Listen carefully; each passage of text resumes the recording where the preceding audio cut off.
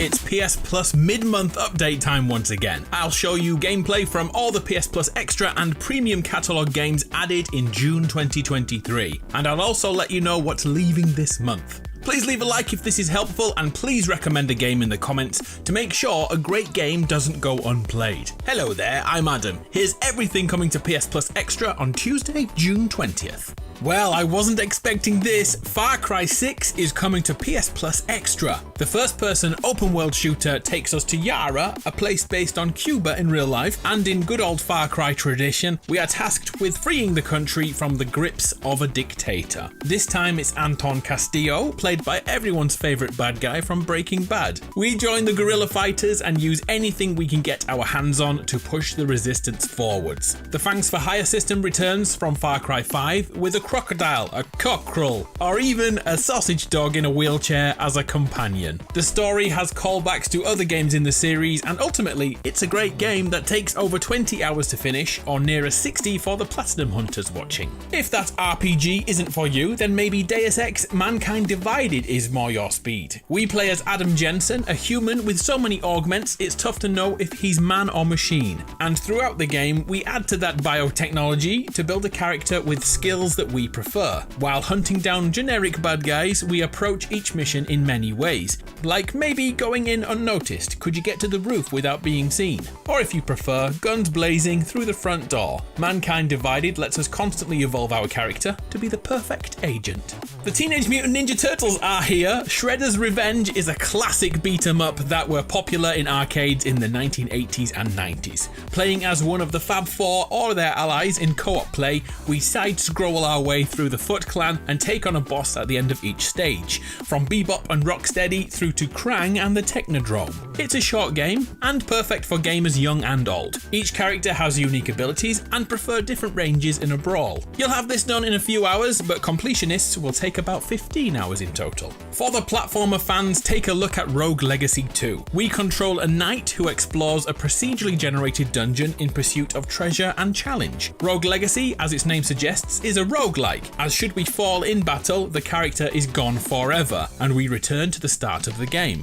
Luckily, we have a child to take over, and that becomes a mechanic. Our ancestors continue our life's objective, and any permanent upgrades are handed down from father to son, from mother to daughter. Critics absolutely loved Rogue Legacy 2, averaging a huge 9 out of 10. Hold up, the greatest game ever is here in June. My Friend Peppa Pig, with cutting-edge graphics, engaging storyline, complex multi-layered lore, and intense action scenes. None of those things are in this Peppa game, yet I don't know about you, but I can't wait to play it. Inscryption is another roguelike, yet this one is all about building a deck of cards. But this is only the beginning of what Inscryption becomes, and believe me, the twists and crazy changes won't be spoiled by me right now.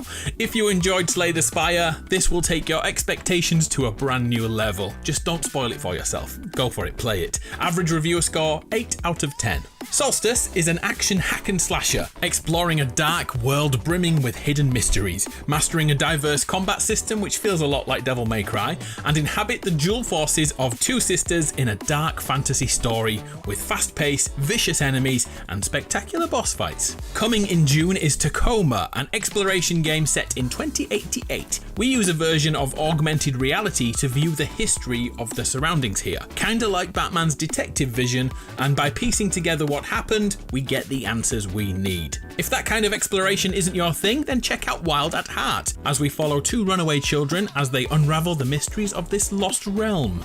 Over on the PS4 is Killing Floor 2, a first-person shooter released back in 2016, and not much can really be said here. It's a shooter, and it does lots of shooting. Vampire the Masquerade, Coteries of New York, takes the old tabletop RPG and makes it into a visual novel. I'm sure someone likes visual novels on PlayStation. Is it you? Racing game fans can enjoy MX vs ATV Legends to become the champion of gritty off-road racing, or Redout 2 is a fast-paced sci-fi racer attuned like the old arcade cabinets of the 1980s. Then there's Lonely Mountains Downhill, a third-person biking game that throws us down a mountain in the hopes of staying on your seat and setting a new record when you reach the bottom. And the only other sports-based game in June is Dodgeball Academia. We are a rookie dodgeball player, and while playing through this RPG, we slowly climb the ranks and dominate both on and off the court. Is there any simulator fans in the house? Did you enjoy the bus simulator last month? Well, this month you've got 100 Days Winemaking Simulator. From choosing the vines to cultivating the land, then drinking far too much at the end.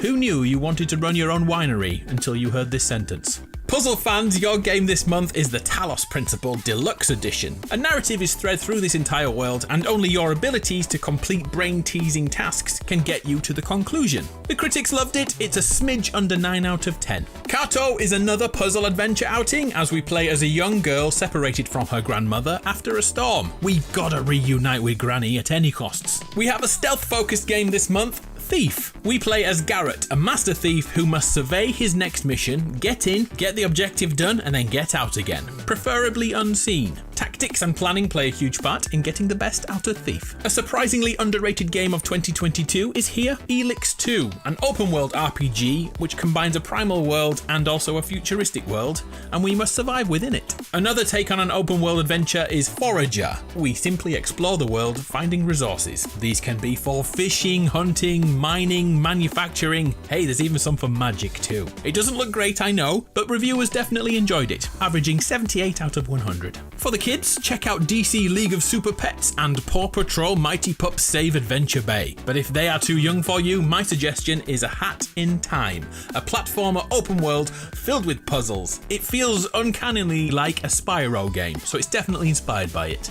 Alas, as every month, with new games joining PSplus Extra, some old ones are on their way out. The following 17 titles are leaving less than 6 days after this video goes live, so play any quickly before you are locked out.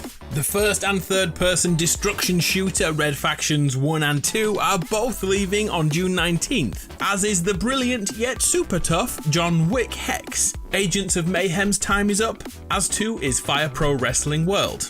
And it's also your last chance to play 9 Monkeys of Shaolin, Ash of God's Redemption, Black Mirror, Defense Grid 2, God's Will Fall, Lone Wolf, Kiwi, No Straight Roads, Party Hard, Redeemer Enhanced Edition, and 2 versions of Witchwood. Oh, and also Descenders, although that was a game on PSplus Essential too, so if you claimed it on that, it should still stick around after the update. And finally, over to the classics for June 2023. Premium PSplus members will be receiving Killzone Liberation from the PSP, a game which got me through many train journeys, and we also have the iconic Worms on PS1, and also Herc's Adventure 2. Oh, did you make it to the end of this video? Well done if you did. What are you playing this month? I'm Adam, I'm knackered, I'll see you next time.